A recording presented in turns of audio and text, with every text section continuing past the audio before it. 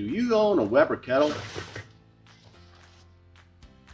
How about a pork butt just taking up space? Well, get it out of the fridge because Walter and I have an easy way to smoke that pork into juicy perfection and feed a small army with delicious pulled pork tacos. Stay tuned to Chuck Wagon. Let's get rolling. No actual bulldog is required for this recipe. We begin with the main ingredient, a 9-pound bone-in pork shoulder butt roast. Now I got this one on sale at my local grocery store, but really any pork shoulder will do. Now, pork shoulder is probably one of the easiest and most forgiving cuts of meat you can smoke, which makes it a great way to start your smoking endeavors. But, no pun intended, if you want to hedge your bets and guarantee a juicy result, throw it in a brine the night before. A good ratio of salt and sugar is a tablespoon of each to a cup of water. I like brown sugar for this, but you can also use white sugar. Then just blend it up until it's well dissolved. You can stop here, or you can throw in some aromatics. I'm going with half an onion, quartered, a dried ancho chili, which I seeded and tore into pieces, 2 large bay leaves, 4 or 5 garlic cloves, and last but not least, a tablespoon of peppercorns. When you place your pork in the bath, I would go with the fattier side down. You want to make sure you're covering the pork with the brine by about an inch, so if you need to, like I did, just add more brine or water. Then all that's left is to pop it in the fridge for at least 6 hours, but overnight is better.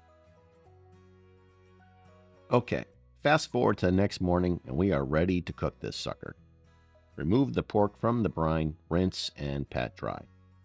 Of course, we are going to need a rub for a bit of flavor and bark, but first I'm going to lay down a little primer in the form of yellow mustard. Now this step is completely optional. You can leave it naked or use something else like olive oil, up to you. But if you're going to do it, only do one side at a time. Apply the rub, then flip and repeat. Oops, my bad. I forgot to mention the super secret ingredients of the rub. It's equal parts Kashmiri chili powder, or any chili powder, smoked paprika, oregano, or oregano, depending on what continent you're on, and cumin. I went with 2 tablespoons of each. Then half as much, or 1 tablespoon each, of celery seed, kosher salt, and pepper. Then just go ahead and mix it up. Back to the action. I put my rub in an empty spice container, but you can use anything to store it. Make as much as you want, but reserve at least a tablespoon for the barbecue sauce later. Now you want to get this all over the pork. Put a nice layer down. When you get something that looks like that, flip it over, apply the mustard to the other side, and then a layer of rub. Now you're going to want to flip and add rub a couple of times here until it all sticks and you get a nice thick coating. Don't worry about applying too much. If it sticks, you're good to go. If I would have put the mustard all over the pork in the beginning, the board would get messy pretty quick, so that's why I didn't do it. Then get out your temp probe if you have one and get it in the middle of the meat. If you have an hour or 2 to kill, let the pork sit out a bit with the rub and warm up, and of course, clean anything that may have come into contact with raw pork. Alright, let's set up the grill. Now with the Weber kettle, you're going to want to use the snake method. It's just the most convenient way to maintain barbecue temp. I'm using Kingsford Professional, which burns a bit hotter and longer than the original, so I'm going with 2 coals side by side and 1 on top. That should get me in the 225-275 degree range. If you're using original or something similar, you may want to go 2 by 2 or 2 rows of 2. Now go halfway to 3/4 of the way around, depending on the size of your roast. I underestimated it and went halfway and later had to add more. The thing is, go ahead and overestimate it. Once you take the pork off, you can always separate your coals to save them. Once you have your charcoal set up, go ahead and add your wood chunks, starting them a few inches in from the beginning of the snake and spacing them about 2 inches apart the entire length. Chunks are better to use than chips, but if chips are all you have, go ahead, just maintain the 2-inch gaps. I'm using hickory and a few pieces of leftover apple I have, but really just about any flavor wood will work, except maybe post oak. Unless that's all you have. Like I said, pork shoulder is pretty forgiving, so use whatever you got. You're going to need a water pan and a few cups of water. I'm using 4 cups here. This will collect the drippings and also help to regulate the temperature. To light it, you can use a starter on one end, like I'm doing here, and then mount about 6 coals or so to get it going. Or you can turn your chimney upside down and light 6 to 8 coals, and dump it in on one end when starting to ash. If you're going to do it the way I'm doing it, and light the coals directly in the kettle, don't add your pork until the coals are ashed over. This isn't the kind of smoke you want penetrating the meat. This is what you want to see. The edges of the coals are ashed and all the nasty smoke from the starter is gone. We are go for launch or lunch. I'm using a grate that's hinged on either end. This makes adding more wood easy, and I can also rotate it so the meat is always facing the fire. The next thing you'll want to do is wipe down your grate with a bit of vegetable oil and a paper towel. This cleans it up nicely and creates a non-stick surface. Now I'll add 1 or 2 smaller wood chunks to the beginning of the snake just to jumpstart the smoking process. Then it's time for the star of the show. Place your meat opposite the coals over the water pan to allow for airflow around it, and place it with the fattier side up. Tracking your temp is going to be critical. Of course, you need to know what's going on inside your meat, but you also need to know what's going on around your meat. The problem I have is my kettle temp gauge is on the opposite side of the vent. And of course, I want the vent over the meat for good smoke flow. So what I end up with is a too hot temp reading because it's directly over the coals. I thought about laying a probe between the meat and the coals, but again, the reading would not be accurate. My solution was to form a piece of tin foil into a cylinder, put the probe through it, and then into a vent hole directly above the meat. Now you're probably thinking, how am I going to adjust the vent for temp control? Well, I always have the bottom vent I can use. Plus, I also made 3 more tinfoil cylinders that I can put in the vent holes if I need to. Set your meat probe to alarm at 160-165 and your kettle probe in the barbecue range of 225-275.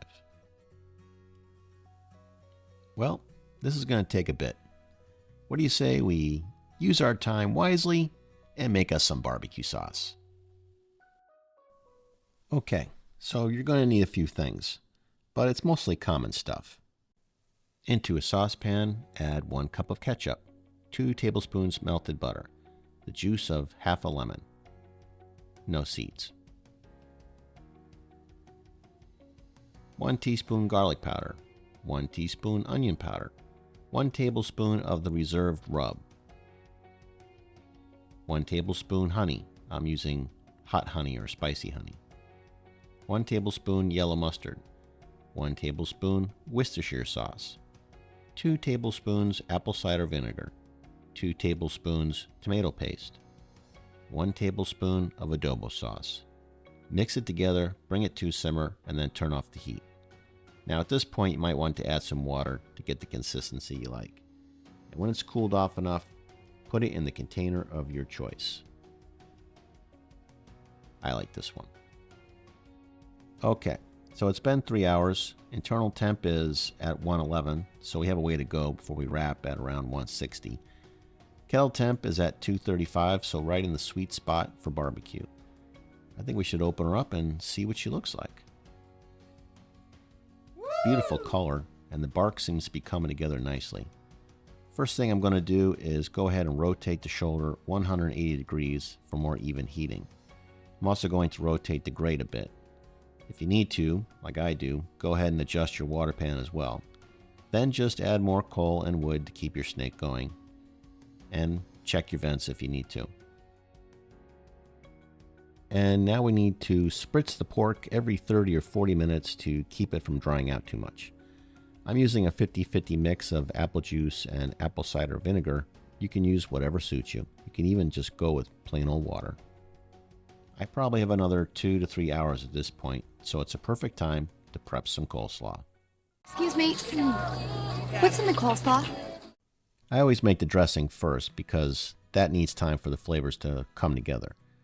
Start with a cup of mayo as your base. Then add 2 tablespoons of sugar, 2 tablespoons of apple cider vinegar, a few dashes of hot sauce, a pinch or so of cayenne pepper, a half teaspoon of regular pepper, minus coarse ground, 1 teaspoon of celery seed, and the juice of half a lemon. No seeds, of course. Then just whisk it up, cover, and refrigerate for at least an hour. And this can be made a day or two ahead as well. For this slaw, I'm using red and green cabbage and a red onion, about a half of each. You want enough to equal at least 1 pound. You can also add a carrot, green onions. It's really up to you. Shred your cabbage like I'm doing here, or simply cut it into thin strips. Do the same for your red onion.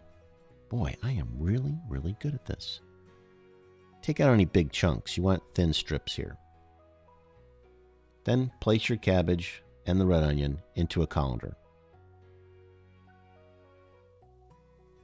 To that, add 1½ teaspoons of salt. I'm using sea salt, but you can use whatever.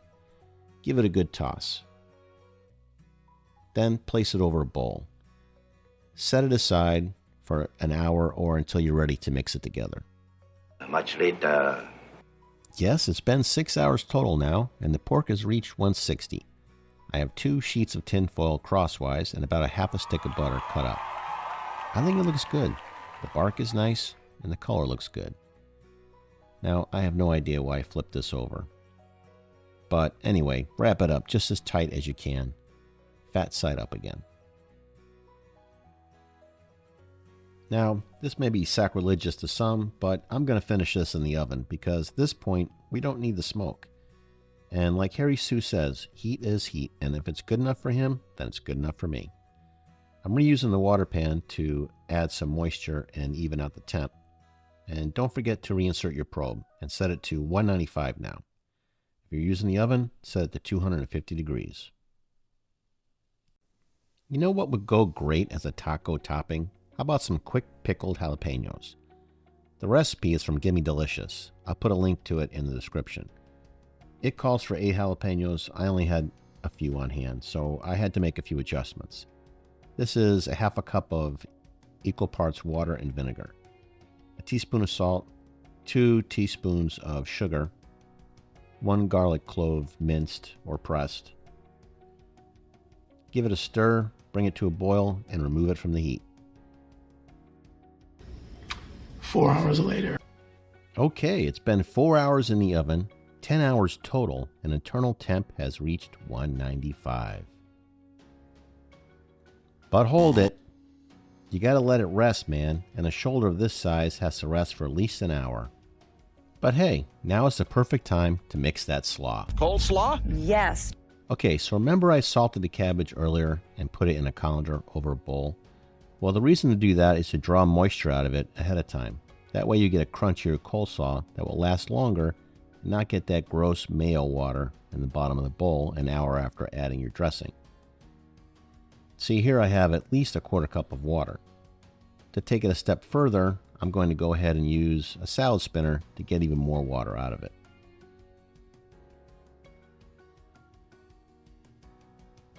The key to adding the dressing is to go a little at a time, like a quarter cup or so. You want it crunchy, not soggy. You can always add more, but it's tough to take out. Get it to the creaminess you like. Now this coleslaw might not have the volume you're used to. It's more condensed because it has less water, but I think you'll thank me in the long run. All right, it's been an hour and the time has finally arrived. It's time to shred. Oh boy, I feel like a kid in a candy store. Rip that sucker open. Oh, look at it. So beautiful. So lovely. Look at that bone slip right out. That's a good sign.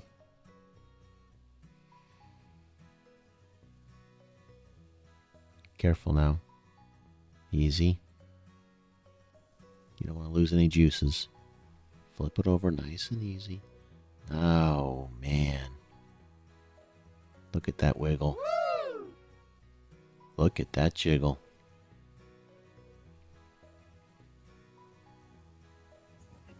Now the best way to shred this is just use your gloves. They work so much better than the claws. You know what?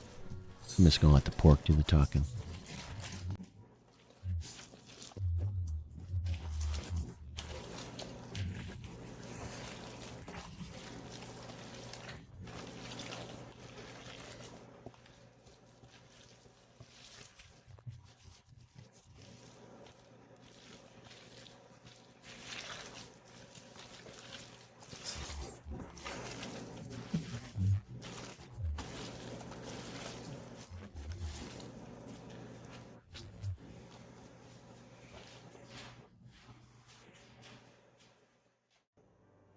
Okay, well, I'm going to dive in. Try a piece here.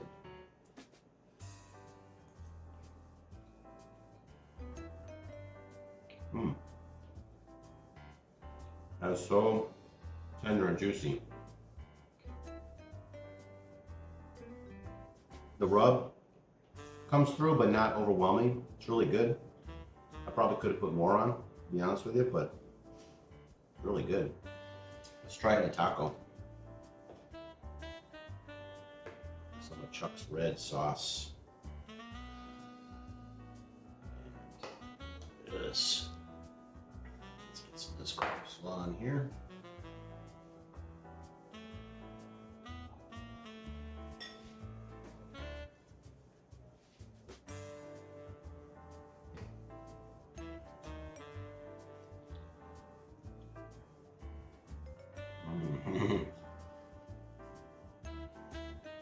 That's so good.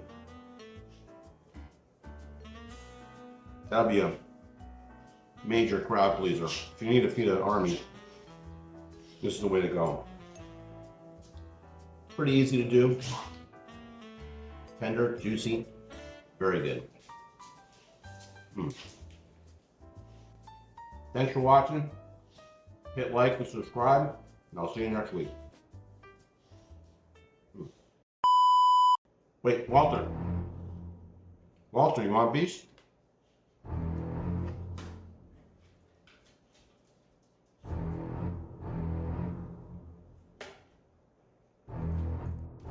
Walter. Yeah. Walter likes it. Hey, easy, dog.